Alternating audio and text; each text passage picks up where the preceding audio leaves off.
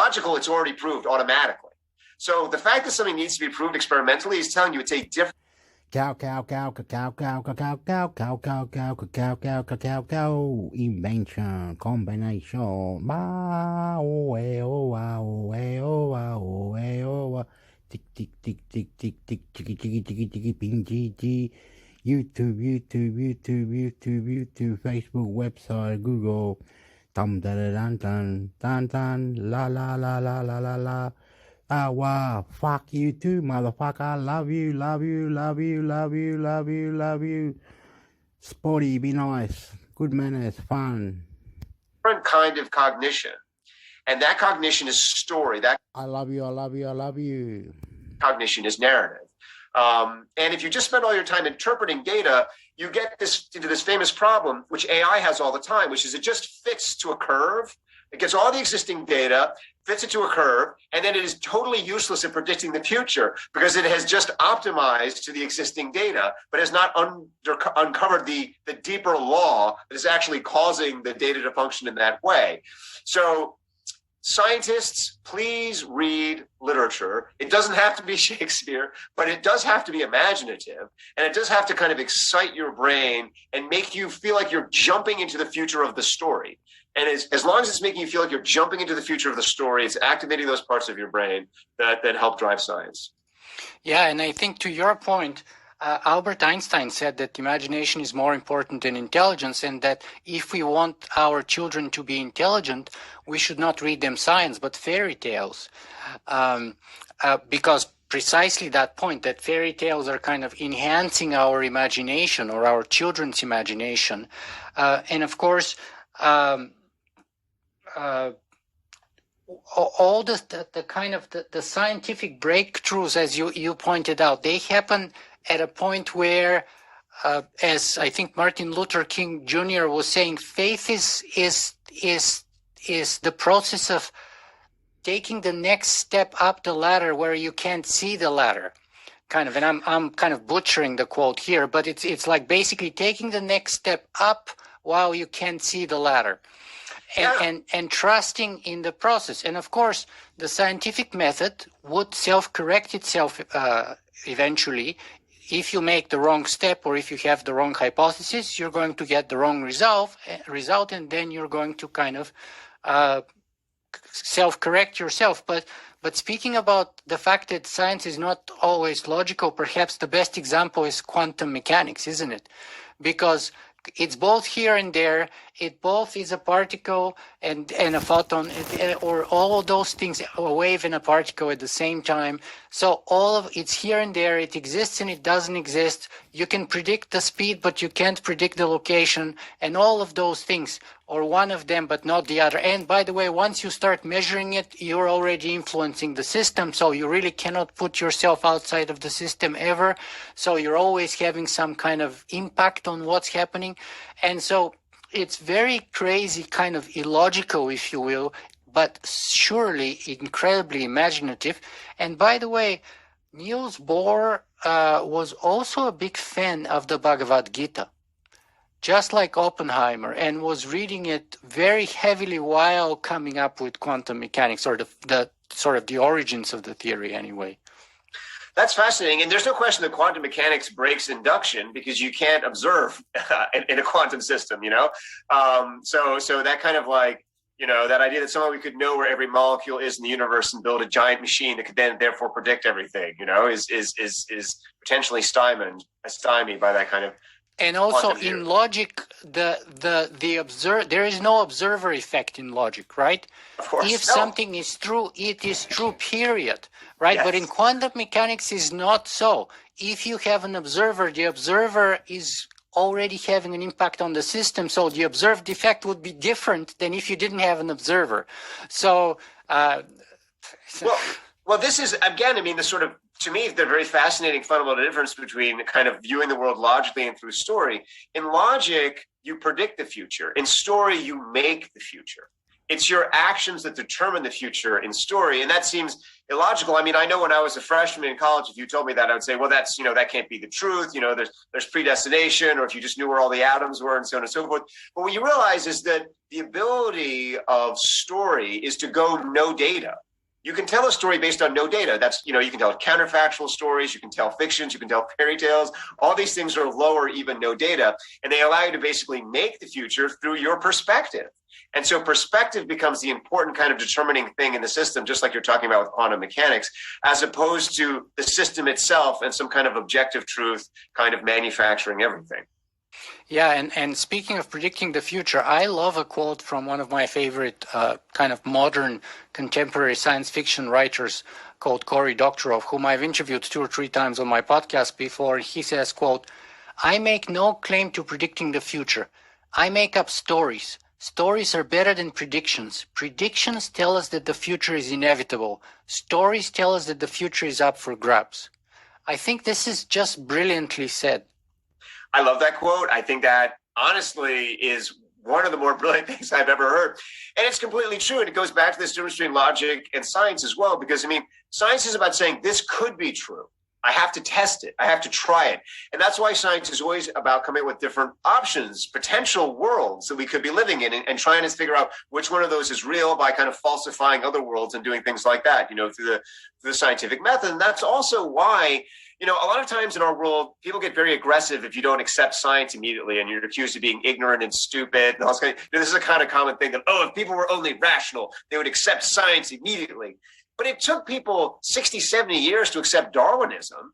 I mean, Darwin himself actually, towards the end of his life, started to question it, because it's very, very hard to actually demonstrate these things. And then once you demonstrate them, it's very, very hard to kind of get your mind around the demonstration, because they do break the existing logic of what went before. Otherwise, Copernicus would have published his book and everyone would have been like, oh, yes, it's proved, And so that's why science takes a long time to catch on, not because people are stupid, but actually in a way because they're quite logical. They're just stuck in the old logic, and it takes them a long time to kind of make that imaginative jump. The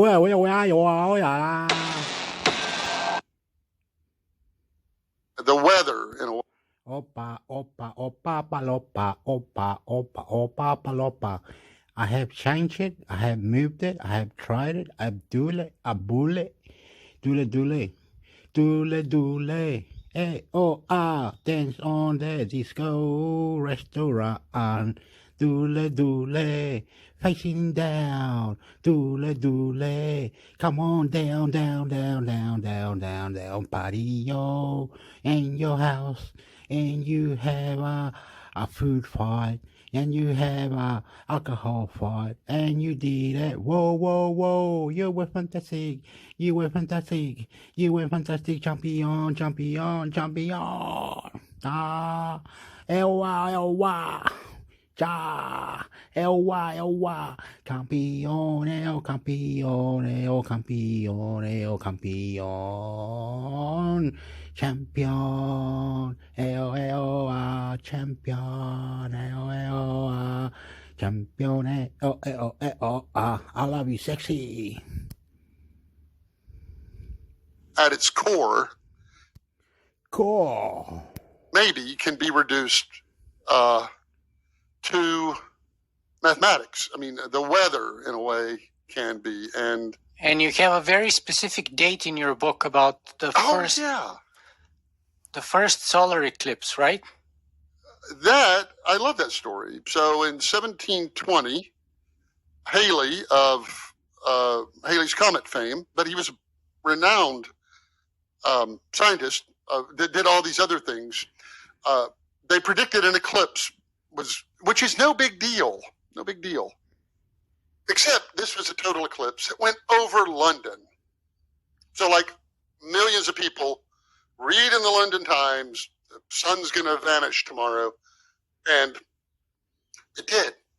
He was off by 3 minutes and about a quarter mile. Like, wow. Like all of a sudden people are like, wow, these science people are for real.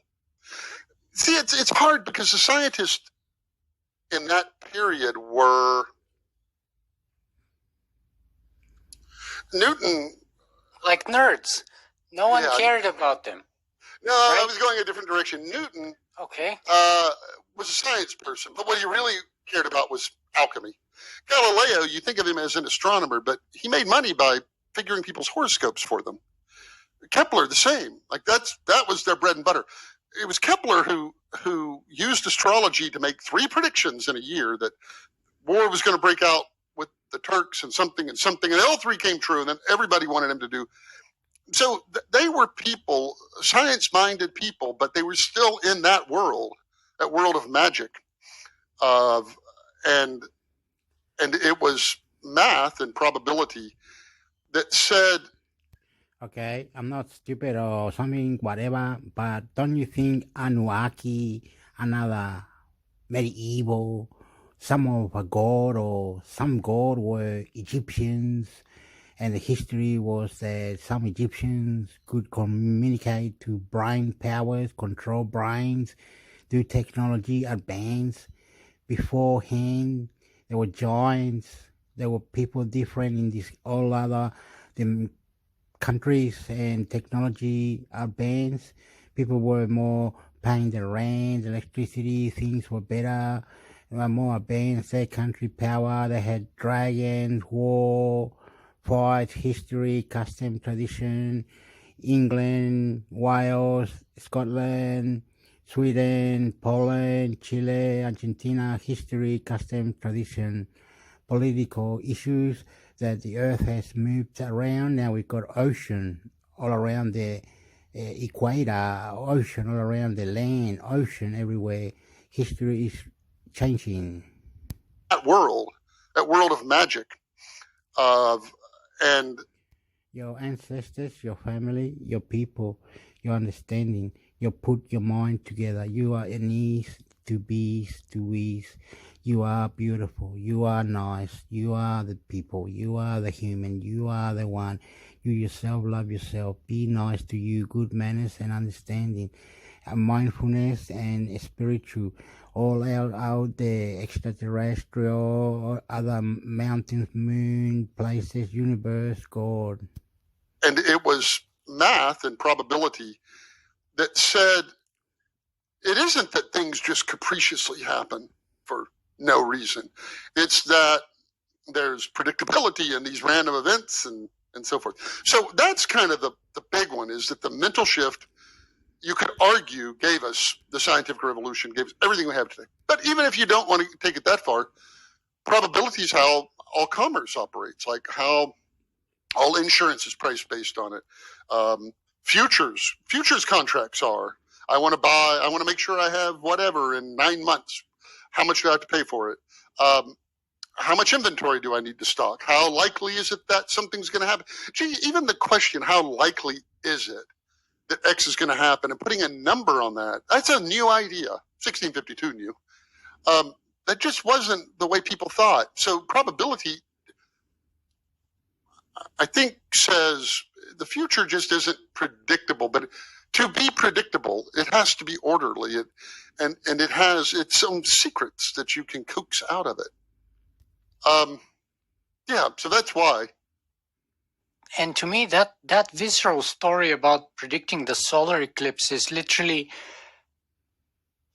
mathifying, if I can create that word, or how mathematifying the world around us, bringing math into everything around us and showing its power to take the sun and predict its course, take a person and predict his or her death or chances of dying or life or longevity, and the insurance rates they need to pay, or the interest rate they should get, and the payouts they should get, and then take that and apply it to every facet of our civilization, whether it's commerce as a more obvious one, whether it's insurance, whether it's the stock market, whether it's the movement of the heavenly bodies, whether, as some people tried to push and apparently successfully predict, whether there will be a war with the Turks or the Ottoman Empire or not,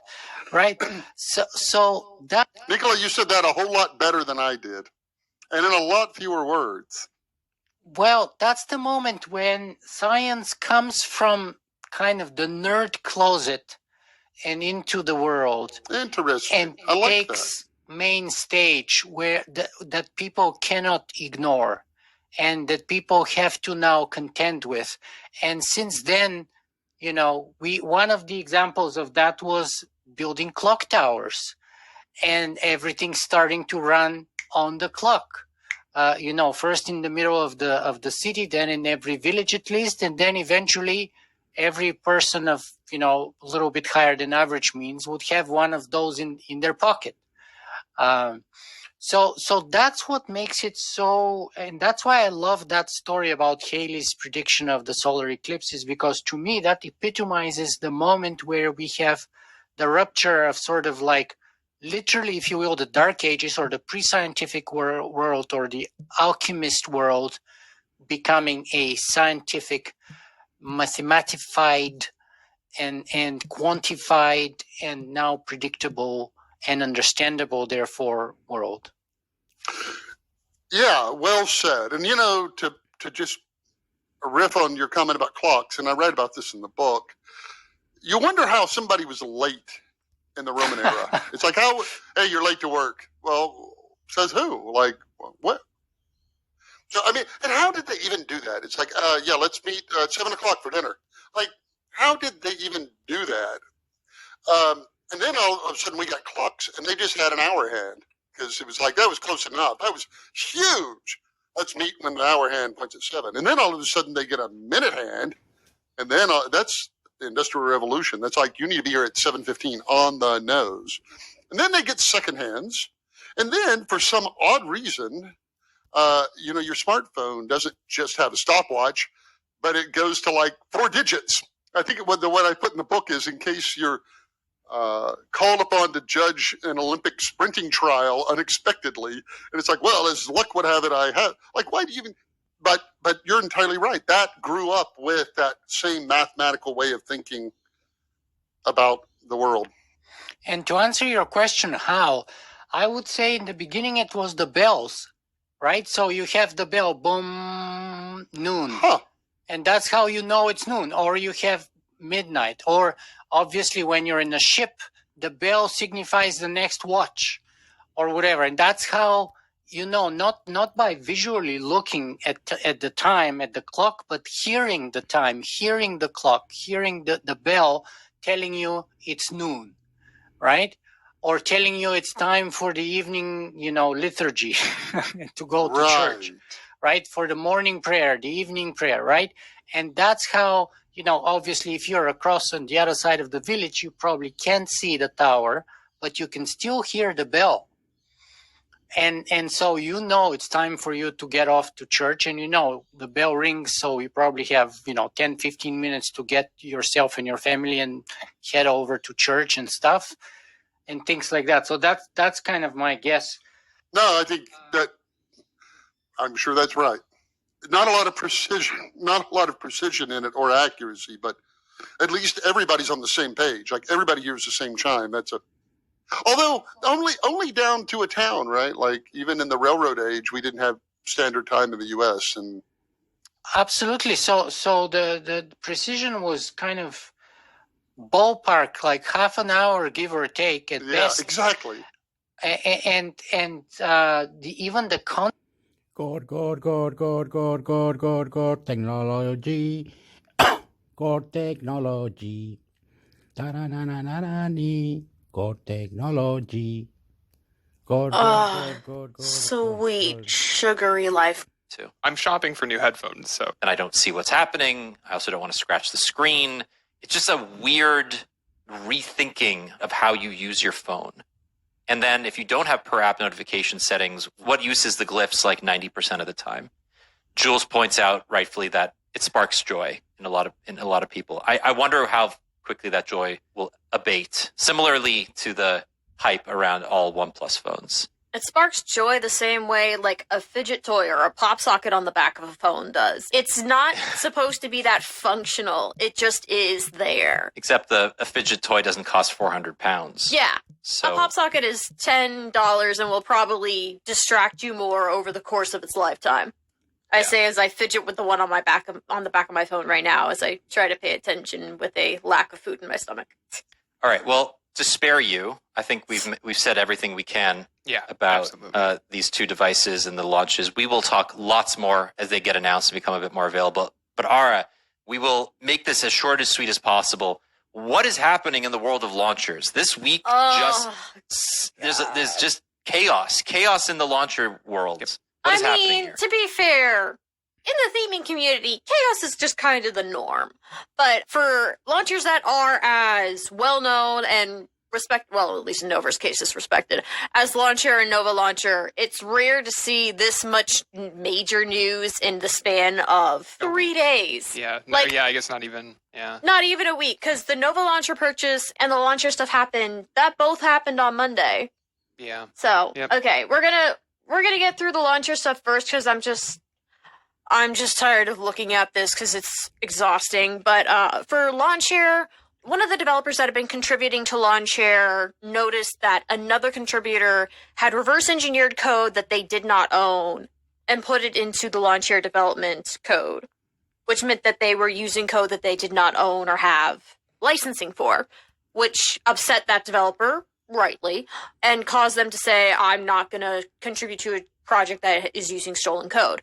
The rest of the development team has said, yeah, we hadn't realized this. We are removing that code. We're sorry for this. Launcher also, it sucks to say this, I've never been the biggest fan of Launcher. I don't get what the hype has been considering how long of a journey it has been to get to this point with Launcher. Especially when we already have so many great launchers that do basically the same thing and have done it, continuing to push out updates in a regular amount of time. Although I say this, and Nova Launcher hadn't had a beta update in 8 months before Friday when they announced Nova Launcher Beta 8.0. Although, to be fair, Launcher has a very active development community. It just doesn't put those updates on the Play Store. It keeps them in Telegram channels for some reason. Well, the reason for that is the same reason that Nova Launcher is doing the Nova Launcher 8.0 beta in Discord.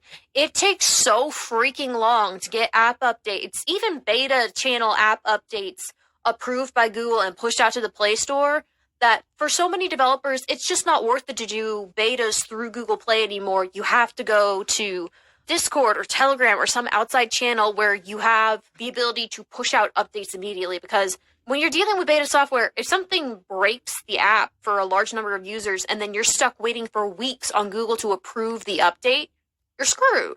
Yeah, I mean, Nova, and we'll get to them in a second, but they pushed out 8.0 on Friday, and they pushed out 8.0.1 on Sunday. So, it was already, and I'm actually surprised that there isn't an 8.0.2, although I guess they are dealing with bigger stuff behind the scenes right now.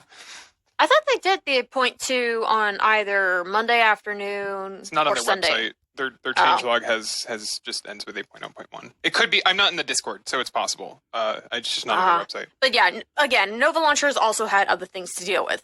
Yeah. Because Nova Launcher got purchased on Monday, or at least they announced the purchase on Monday. So Nova Launcher has been its own team. It has been an indie app development team for, almost a decade now. Nova's been on Android longer than I have, and I came to Android on, the beginning of 2012.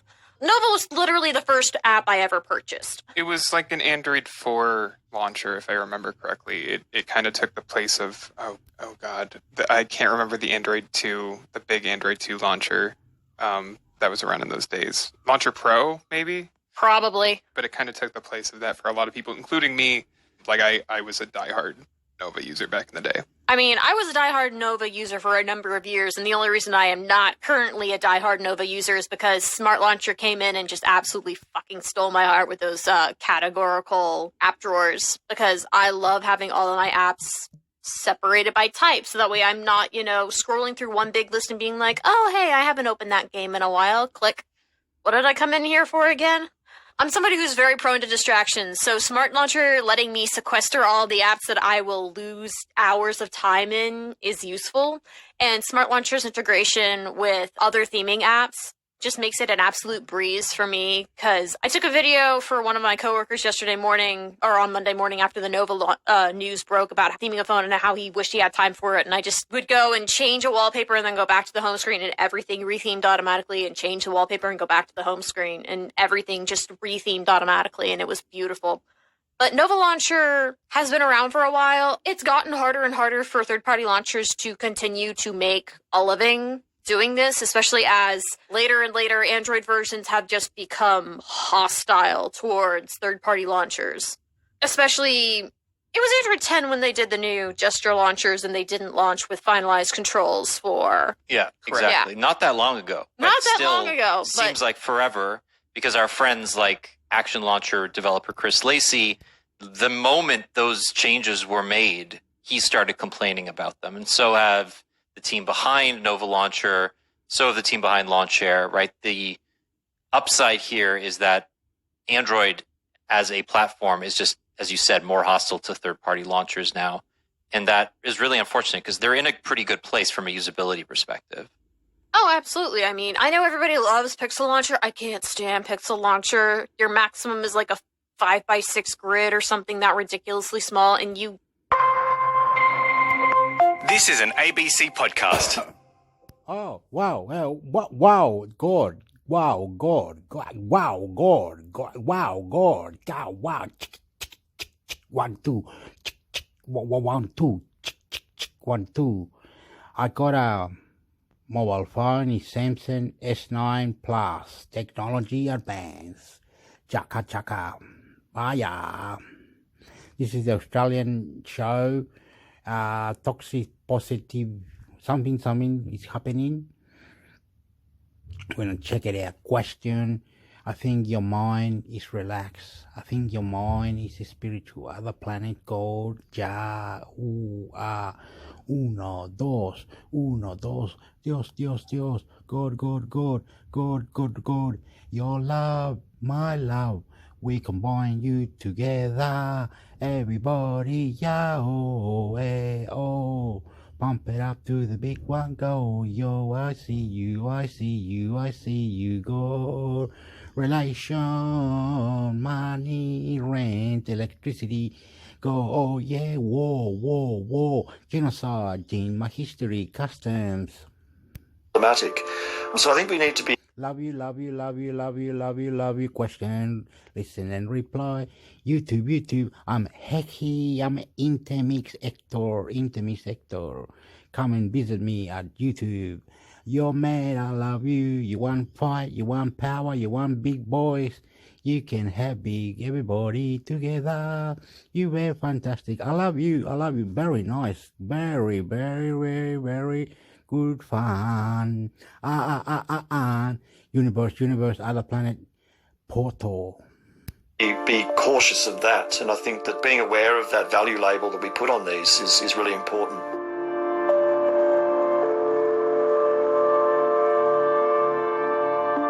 You're listening to All in the Mind. I'm Sana Kadar.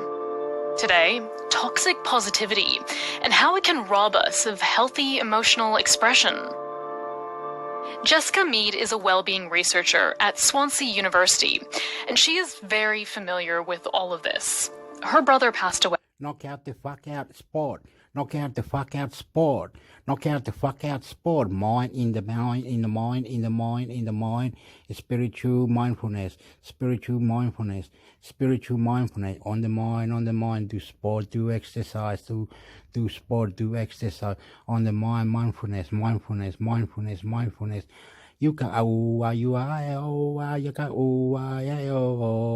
you can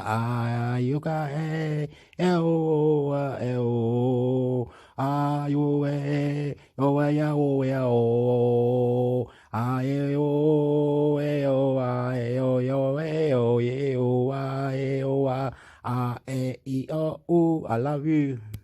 When she was just a teenager. But the worst toxic positivity she experienced didn't come from others. It came from within herself. I was 15, so you can imagine as a teenager, you're already learning how to deal with emotions. And I was a really optimistic person. My mum's an optimist. My family, they're just optimistic people. And my family are Chilean, and they got a spiritual mind with another dimension, the portal, the bloody conquistador took over and destroyed my country. Spain killed my people. But doesn't matter. We are now connected, Aborigine, spiritual, one nation, one power, one different, up the level, man up, knock the fuck out, sport. Fantastic. Be a champion. Walk into the light. Prove yourself wrong. Mindfulness into power. Use international computer network. I love you so much. You are fantastic. People need to eat good food. Nice people. Be nice. Party. This is where you can test yourself to see if you're an unhealthy versus a healthy optimist, because you don't really know until you're put in that situation of trauma or suffering. And when I lost my brother, I laugh about it now because it's just ridiculous. But if anyone's listening and they're doing this, please stop, because it's just not healthy. I was trying to convince myself that it could be worse. You always have those people who say, oh, well, it could always be worse. And, you might be true, but it's not helpful in those situations. And I used to say to myself, well, at least I had a brother to begin with, because some people don't have a sibling. And at least I had that experience, because it's a wonderful experience to have a sibling and grow up with someone. And I should be grateful that I even had that. It's daft, I know, that's not going to make the situation better, but that was my approach back then. Another approach I used to use, which was very toxic, was to go, well, he may have passed away. He was a Marine in the forces. So it could have been any one of these men. And all these other men had wives or they had children. And I used to convince myself that, well, do you know what? It could have been one of them. And arguably for that family, that could have been worse. Why I thought this was a good method, I don't know. But eventually this started resulting in PTSD, because the approach of toxic positivity is to avoid all these negative emotions, because we're told that we should be happy. Happiness is good for you. And it is. It's very good for you. But when you're put in a point of suffering, what's good for you is to experience that suffering. And I don't want people to go downhill. And it's a bit different when you've got mental health conditions like depression, because you do need strategies with dealing with that. I'm not saying that we should be leaning into those mental health conditions and facilitating them, but a normal life experience is suffering, and it is death and grief. And we do need to accept that as part of our lives and build it into our experience somehow. But I feel like we don't talk about grief that much. It is definitely a taboo subject. And so a lot of these things where people try to look on the bright side of life is because that's what we think we should be doing. But if we make space in this bright side of life, we can be optimistic whilst accounting for grief and sadness and the fact that sometimes life just sucks. We're allowed to do that and still be optimistic if we be tragically optimistic. And through that way, we can start growing from tragic experience and experience post-traumatic growth. Tragically optimistic. What does that mean?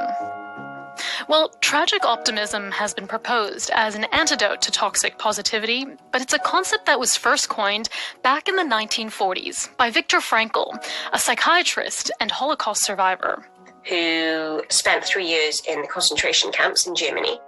And he wrote a book, Man's Search for Meaning, it was called. And he coined tragic optimism through his experience. And he didn't know whether he was going to survive that. So there was no outbrace. Lockdown. She wanted to see whether this might... I'm able to probably say myself that I'm absolutely over it. And, everyone else will jump in and say, oh, I'm totally over it too. I just need a holiday. You know, and so we've had that shared experience of adversity and difficulty, and we've been able to talk about it, and we know that it hasn't been pleasant for everybody. And I think anybody, in fact, probably anybody who told you that they had an absolutely fantastic couple of years is not anyone's best friend at the moment. So, you know, Indeed. I think it has been this shared experience of difficulty, which we've been able to be a little more honest about with each other. We know we've all been through it. Putting together this episode, I spoke to a number of people with experiences of toxic positivity. Just ecstatic, like mine is. What?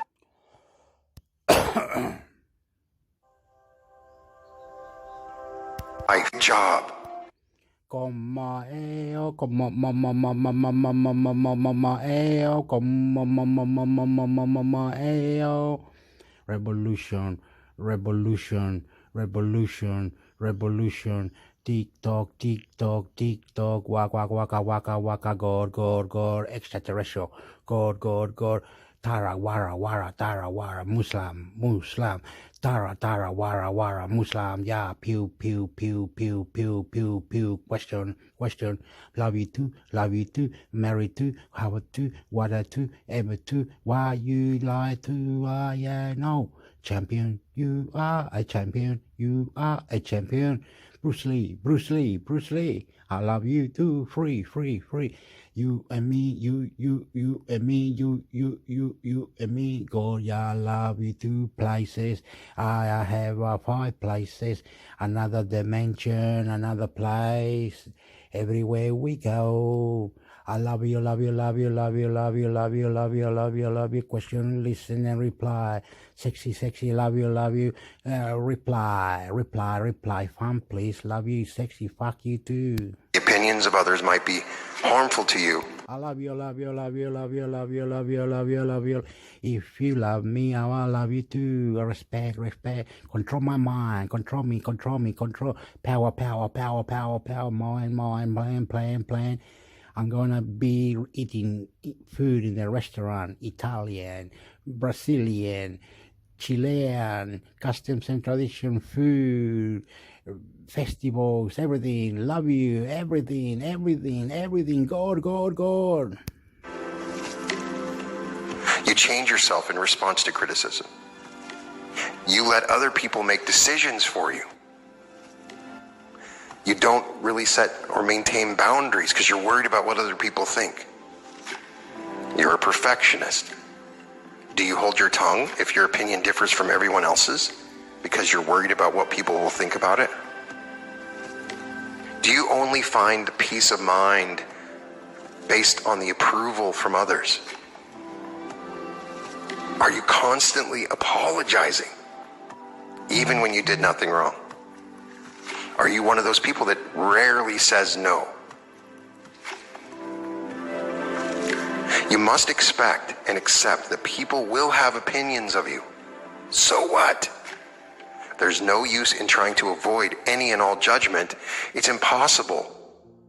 For better or worse, assessing other people is a natural part of social interactions. So just prepare yourself ahead of time for people to have their opinions. It doesn't matter. A simple mental reminder that others will have perceptions of you, even some that may be inaccurate, can help you to let incoming critiques roll off your back. I have met some people that are incapable of taking any criticism, much like myself, to where it becomes violent. They get a violent reaction when somebody criticizes them. The key thing is that you need to take back control over your own feelings. Other people might have poor opinions about you, so what? But that doesn't have to translate into difficult emotions for you. They are not the same. Part of this feeling that you have is a feeling of love that's based on what you went through as a child. You can't control how everyone perceives you. You can lessen your worry and anxiety over it. Practice mindfulness techniques. Mindfulness is all about staying in the present and being aware of accepting how you feel in the moment. Learning to be in the moment can help you cope with these unwanted feelings. If you still get anxiety, you might want to try meditation or breathing exercises. Anchor yourself to positive feelings that are the opposite of these anxieties. You must remember that everybody makes mistakes. You are not perfect, but you are. You are a perfect child of God. But in this density, perfection is impossible. Expecting perfection is futile.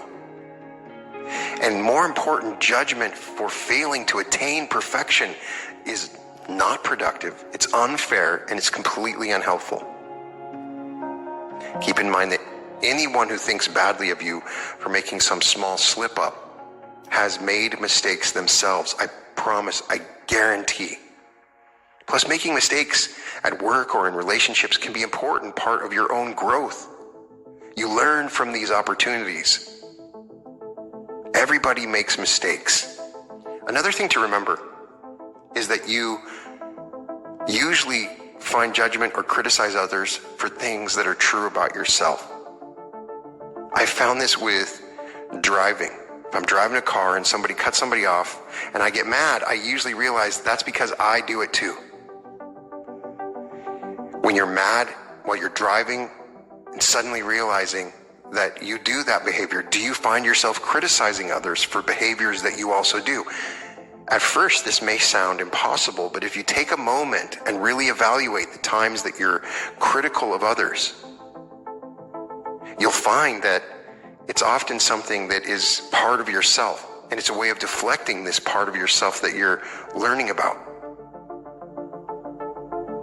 I think it's helpful to develop your sense of self and build confidence. Practicing self-reflection can be a powerful tool. Take time to ask yourself difficult questions. Who am I? What do I care about? What do I enjoy? Develop a value system. It's important to providing a strong foundation to live your life on. People may critique your beliefs or actions, but if they are grounded in your values, the criticism is less likely to stick.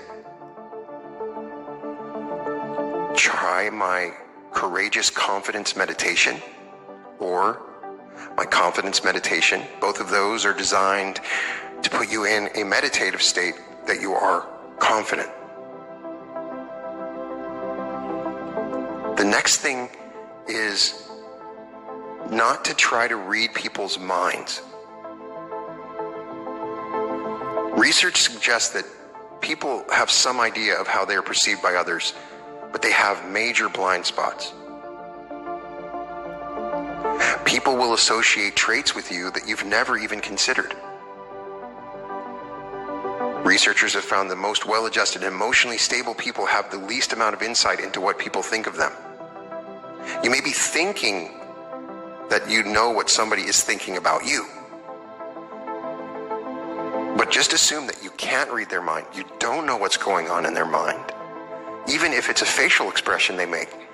I've had friends that have said, I saw the facial expression of this girl and I could tell that she didn't like me. She never said anything.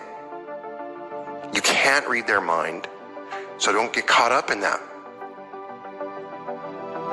If someone criticizes you, consider the source. Of course, caring about what other people think of you is natural, but some people's opinions are much more important than others and should be treated as such. A family member saying that your behavior negatively affects them, or a boss expressing concern with your work, can be helpful. A random stranger on Facebook complaining that you don't smile enough is not. You are usually your own worst critic. Research tells us we often believe people judge us much more harshly than they actually are. In reality, we often are much harder on ourselves than other people. We also tend to think that one slip-up will mar how people perceive us for good. I carried this belief for a while at the beginning of my channel. I might make a mistake on a video, and I assumed that if I made this mistake, people would just stop watching my videos forever. And I would just be devastated by a mistake that I made, a criticism that I had. Maybe I spoke really fast in a certain video and I just was horrified because I knew people were just not going to ever tune in again because I was talking so fast. Or at least somebody said so. Wa, yeah, oh, oh, wa, ya,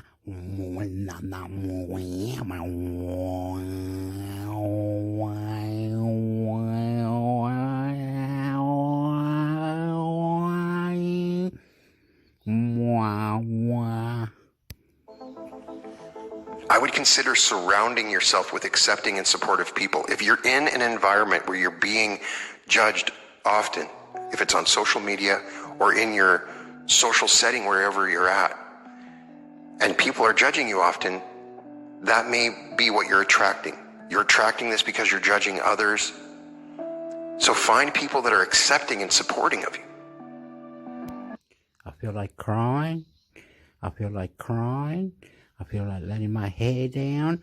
I want to do something. I want to make it. I'm going to do it. I'm going to champion. I'm going to champion. I'm going to champion. I'm going to champion. I'm going to champion. I'm going to champion. I'm going to champion. I want to break this. I want to beat this. I want to beat this. I want to fix this. I want to boom this. I want a portal. I want UFO. I want extraterrestrial. I want God. I want future. I want power. I want to fight this. I want to champ this. I want to break this. I want to break this. Don't be shy. Cat caught your tongue. Don't be shy. Cat caught your tongue. Don't be shy. Listen and reply. Listen and reply. Goodbye. Tam bam bye. Don't you understand? Bang bang bang bang. Ding ding ding ding. Wanna box in dogs in box jokes walks and bang bam. Have some fun. Join the fun. Be the fun. What the fun? Any fun? What the fun? What the fun? Chile, Australia, viva mi raza, como estamos?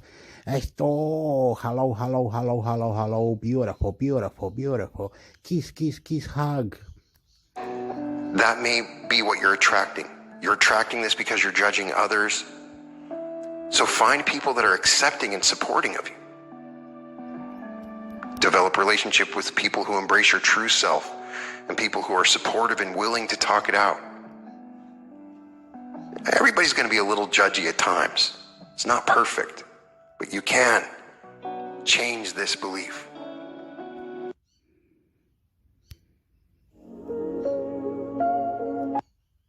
Leaving them below, even temporarily, on the earth plane. She wishes to apologize if we wish to say, cycle through more sleep activities, such as described earlier. Yielding those productive results, it is unknown what is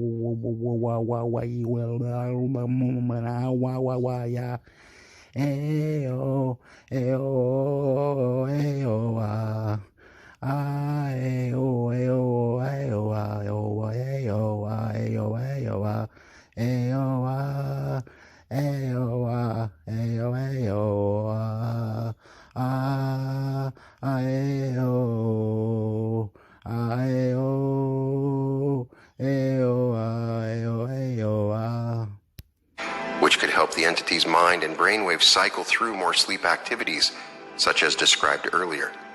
Yielding those productive results, it is unknown what is the right amount of sleep except for one entity to explore for themselves. One individual entity may feel a lower amount is adequate, and others may feel differently. It may be wise to work with those experts close to an entity's personal life who are knowledgeable and experienced in service to the health of the entity to determine what may be the best amount of sleep for a particular entity. You might call these experts a doctor or a psychology professional, nurses, other practitioner names, healers. Again, this is an area for each individual entity to explore. There are many ways to determine what is right.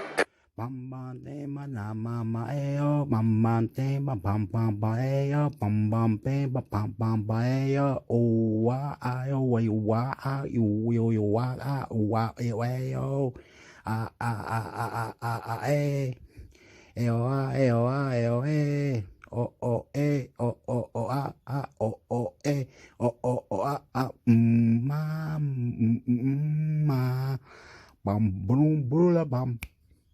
Ba ba ba ba. Dun dun dun. Bum bum. Dun dun dun. Bing. Bum bum bum. Bum bum bum bum. Dun dun dun. Dun dun dun. I'm gonna cut it now. I'm gonna cut it now. I'm gonna cut it now. I'm gonna do it now. I'm gonna cut it now. Boom boom boom boom boom boom boom boom boom boom boom boom boom boom boom boom. This is boom ba ba boom boom. Dun dun dun dun dun dun. Eo ayo varemos cariño amor. Damos la vida, no vamos. Reson bam bom bam bom bam bom bam bom. You're beautiful, you're beautiful, you're beautiful, you're beautiful, you're beautiful, you're beautiful, you're beautiful, you're beautiful, you're beautiful, beautiful, beautiful, beautiful. Eo ah, you're beautiful. Eo ah. Ayo, ayo, beautiful. Bamboleo, ayo, bamboleo, ayo, custom and tradition, custom and tradition. Family cooking food, family cooking food, extraterrestrial, another god. I live in Australia. I do a lot of good things, beautiful things, interesting things, whatever you think. Nice titties, nice pussy, nice this, nice that, nice, sexy. But I'm shy. I get my head punched in. I don't know what in. Bing, bing, ding. Ching. I try. Relationship. Everything. I love you. Buy the house. Get the money. Buy the house. Get the money. Economics. I love you. Be yourself. Be yourself. Be yourself. Be yourself. Punk. London, England, Australia, Sydney, Filipina, Manila, Viva la raza, goodbye, God, I love you, sexy, love you, sport, champion, box, dun, sporty place. Logical, it's already proved automatically. So the fact that something